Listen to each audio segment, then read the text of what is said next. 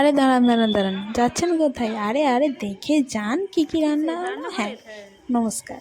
আজকে আমাদের ইচ্ছে রান্না তো, ইচ্ছে রান্নার জোগাড় হচ্ছে। এই মাছ কাটা রয়েছে, সবজি কাটা, সব শাক ভাজাভুজি, নারকেল তরকারি। শুকনো কড়াই। মা আমাকে ওখান থেকে বলে বলে দিচ্ছে কী করতে হবে। মা বসে বসে চাল ভাজছে, চালে কাঁকড় তারপরে পোকা যদি কিছু থাকে আর কি সেগুলো বেছে ফেলছে। আর এখানে সব মশলাগুলো সাজিয়ে নেওয়া হয়েছে। আর ওইদিকে আছে ডাল, আর এটা হচ্ছে পায়েসের চাল। তো চলুন রান্না হবে এবার।